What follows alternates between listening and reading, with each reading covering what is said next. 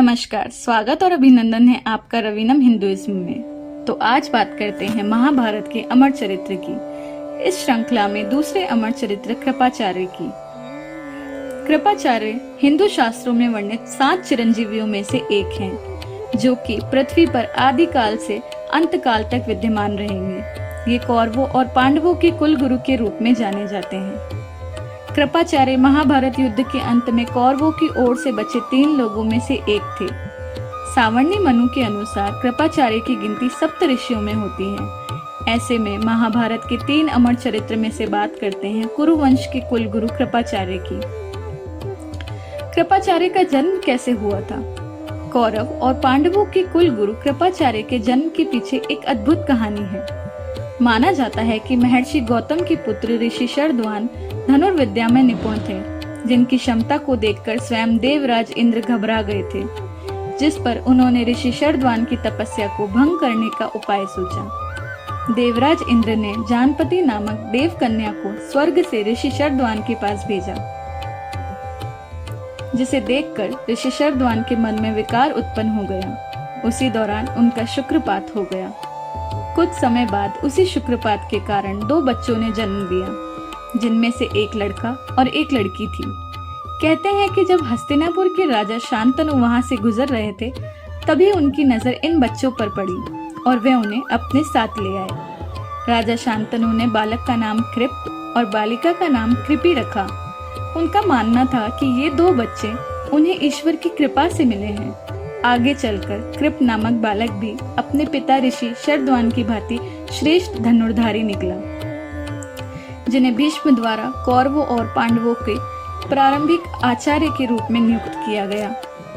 आपको बता दें कि कृपाचार्य की बहन कृपी का विवाह गुरु द्रोणाचार्य के साथ हुआ था। इस प्रकार हम कह सकते हैं कि कृपाचार्य एक और कौरवों और पांडवों के कुल गुरु थे, दूसरी ओर वह वीर योद्धा अश्वत्थामा के मामा भी थे। महाभारत में एक समय ऐसा आता है जब दुर्योधन को ऐसा लगता है कि कृपाचार्य युद्ध में क्या करेंगे, वे तो एक साधारण ब्राह्मण हैं, उनका युद्ध से क्या संबंध। दुर्योधन अपने मन में आए इस विचार को पितामह भीष्म से साझा करता है।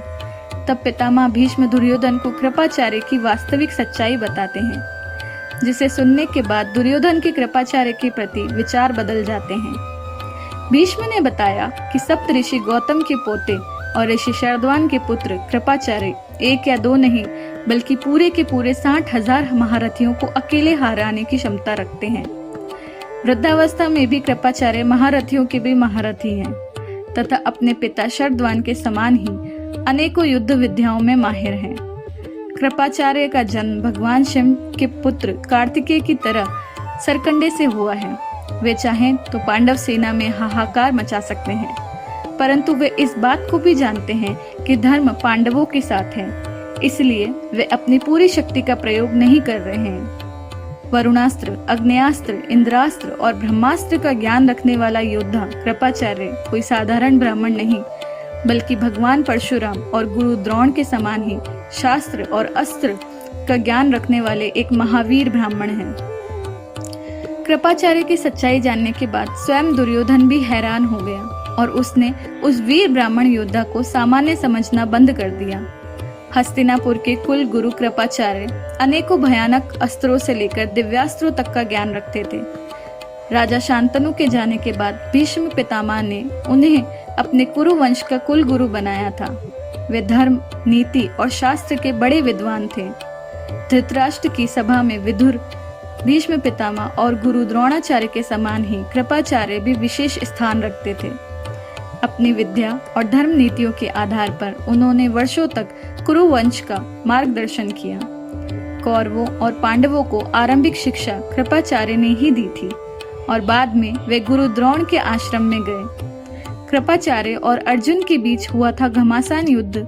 महाभारत में कौरवों की ओर से भीष्म और गुरु द्रोण के बाद कृपाचार्य को ही सेनापति बनाया गया था। तब कृपाचार्य, कृतवर्मा और अश्वत्थामा ने मिलकर पांडवों को युद्ध भूमि में पस्त कर दिया था। युद्ध भूमि पर कृपाचार्य और अर्जुन के मध्य भयंकर युद्ध हुआ था। कृपाचार्य ने अपनी श्रेष्ठ धनुर्विद्या के माध्यम से अर्जुन के हर बाण का करारा जवाब दिया था। लेकिन जब अर्जुन ने कृपाचार्य को शिकस्त देने के लिए गांडीव धनुष को कृपाचार्य के ऊपर चलाया, तब कृपाचार्य अपने स्थान से गिर पड़े। हालांकि उस दौरान अर्जुन ने उन्हें संभलने का मौका दिया। फिर जैसे ही कृपाचार्य ने सफेद चील के पंखों से युक्त बाण को अर्जुन की ओर बढ़ाया कि तभी अर्जुन ने तीखे बल्ले नामक बाण से कृपाचार्य के धनुष के टुकड़े कर दिए। तत्पश्चात कुंती पुत्र अर्जुन ने कृपाचार्य के कवच को भी अपने प्रहार से भेद डाला, परंतु उनके शरीर को कोई पीड़ा नहीं पहुंचाई। जब कृपाचार्य को हुई थी ग्लानि। महाभारत के समय जब गुरु द्रोण के पुत्र अश्वत्थामा ने पांचाली द्रौपदी के 5 पुत्रों को सोते समय मार दिया था, उस दौरान कृपाचार्य बाहर पहरा दे रहे थे। तब माता गांधारी ने कृपाचार्य से कहा था कि आप हमारे कुल गुरु हैं, आपके होते हुए ये पाप कैसे हो गया? अश्वत्थामा ने जो पाप किया है उसमें आप भी भागीदार हैं। कृपाचार्य को अपनी इस गलती पर बहुत पछतावा हुआ। जब कृपाचार्य ने दुर्योधन से कही थी युद्ध की संधि की बात, महाभारत युद्ध के दौरान जब कौरवों की सेना पर पांडव भारी पड़ने लगे थे, साथ ही जब पांडवों के हाथों कर्ण का वध हो गया था, तब कृपाचार्य ने दुर्योधन को समझाया था कि कौरवों को पांडवों से संधि कर लेनी चाहिए, जिस पर दुर्योधन ने कृपाचार्य से कहा कि उसके पास अब युद्ध में मरने के सिवा कोई रास्ता शेष नहीं बचा है। उसके द्वारा किए गए अत्याचारों को पांडव भाई कभी नहीं भुला सकते हैं। कहा जाता है कि कृपाचार्य को अमरत्व का वरदान इसलिए मिला था क्योंकि उन्होंने महाभारत का युद्ध निष्पक्षता के साथ लड़ा था और अपने सत्कर्मों के कारण ये वरदान प्राप्त था। हालांकि इस बात को लेकर कई प्रकार के मतभेद विद्यमान हैं, फिर भी ऐसा माना जाता है कि कृपाचार्य आज भी जीवित हैं। तो कैसी लगी आपको ये कहानी? कमेंट करके जरूर बताएं। धन्यवाद।